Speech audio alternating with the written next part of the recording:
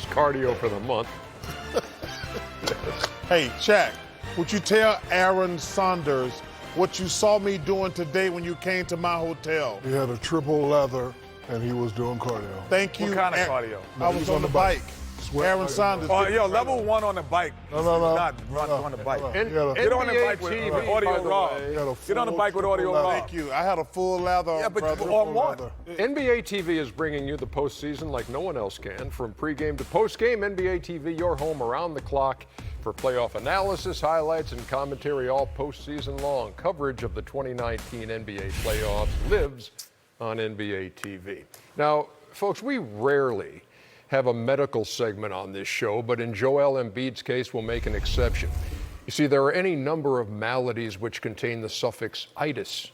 During these playoffs, he's had left knee tendonitis, he's had gastroenteritis, and heading into Game 5 Tuesday night, well, it could have been sinusitis or rhinitis or nasopharyngitis, all of which fall under the category of upper respiratory infection. And now the Sixers as a team are battling Toronto Raptoritis. Or Kawhi Symptoms Leonarditis. include a rash of fast break points, a sudden urge to turn the ball over, and a mysterious desire to read a stat sheet when you're being blown out. We go to the highlights from Toronto. Ernie, if you wrote that, that was award-winning. That was. Right. Wow. Of course, write You know my what? own material. Wow. Of course. Hello, friends. Hey, the doc in the house. Get a jersey. Well, Doc, you didn't do a good job on Embiid. Very early on, Boy, that's surge a, of Oh, hockey. wow, sir. That's exactly why we play basketball and not box. Three America. stitches in the forehead for surge. One punch, he was out. Pascal Siakam bouncing back after a tough game 4. There's Embiid. That is a nice move. So it's 23-21 game. This is better move. Sixers turned it over 19 times, leading to 31 points. I got to tell you something. I'm really disappointed in my 76ers. Kawhi. Oh, Come on, man. Listen, I know Jail. change your pace, Euro step. You saw that, Kenny? Yes. I know Jail does not feel well, but you got 4 other guys out there who supposed they get checks too. There's Kyle Lowry. Man, feel free to stop the ball. 33-7 fast break points for Toronto in the game. Siakam had 25. Oh, no, he didn't. Yes, he did. No, he didn't. Yes, he did. 64-43 at the half. And the Raptors Like John Starks on Horace Grant. would continue Ben Simmons, to pour it on. my man had another triple single tonight. Danny Green for 3. No, he didn't. Yes, he did. Series high 17 for Danny Green. Philly's going to turn that one over again. Shaq, he's averaging a triple single. Siakam again. And then finish it off with Kawhi Leonard. Doing what Kawhi Leonard does. Ooh, don't jump if you're sick. Wow. It's a 125-89 win, and still time to check the stat sheet before this one's Possibly, wrapped up. you look at that stat sheet, folks, you lose by 30. Raptors now In the middle. 7-1 when they allow under 100 points, and 3-1 in this series. And their largest margin of victory in a playoff game, 36, as they win this one going away. So what is the Philadelphia mindset now? I know what he was saying. I mean, hell, if I was a coach, I wouldn't even show the film. Just move on. We got our ass kicked. Simple as that. No other way to put it. We know what we have to do, and so we got to go do it at home. Nobody's walking out of here, woe is me. I promise you that. We have a prideful team. We have a team that had a poor performance tonight, but nobody's walking out of here thinking anything else, but we're excited to go back to Philadelphia and find a way to win. You know, can't control my physical condition, but I can also control how much I push myself, and I try to do that. But I just gotta do more. He's trying to play for us. He's trying to get out of bed with a significant temperature and come represent the organization. I think it's grossly unfair, some of the criticism that he gets. I don't understand that. It's not ideal. I wished he was at practice, and I wished he was in some film sessions, but he's sick.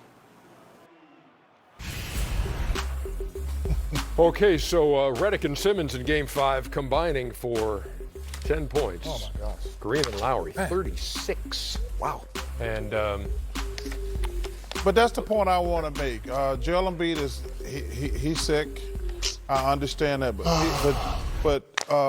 I do agree with Shaq. If you're out there, you got to play. You can't play bad and say I don't feel well.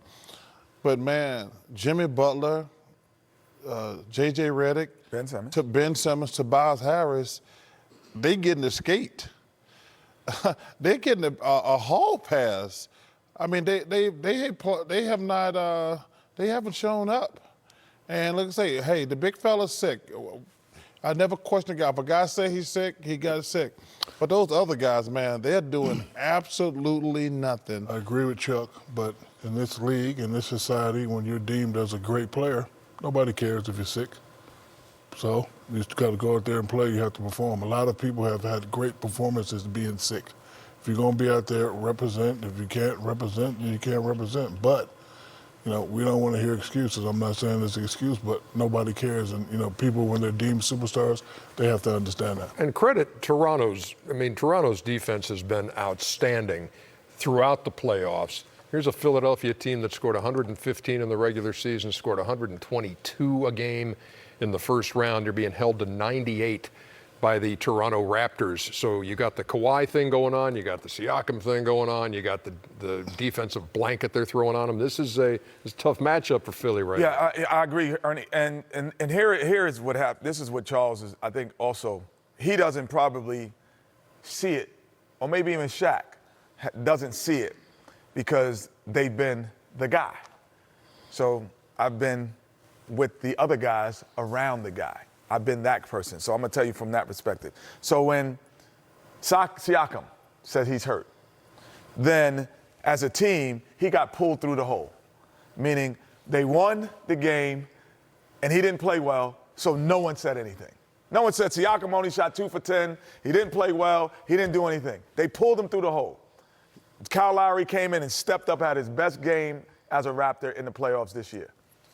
Today, Joel Embiid is sick.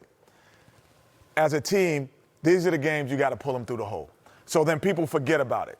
When Akeem Olajuwon has had games in the finals and in the regular season and in the playoffs, well, he might have played average or below average. But Mario Elie, Sam Cassell, Robert Horry, Shaq. Say, we got you. We pulled them through the hole sometimes. They need you to have a big game so they can, because even when they're healthy, they don't have great games all the time. Kevin Johnson pulled you through the hole. Dan Marley, and then you come back for 3-4 games in a row and get 30. But that's what I said about, like, these guys. That's what I said. I'm alluding to what you were saying. Brett spent his whole time talking about Embiid and give him credit for playing. Like, you know, them other guys get checks too. I mean, Tobias Harris is a heck of a player. We were talking about him making the All-Star team.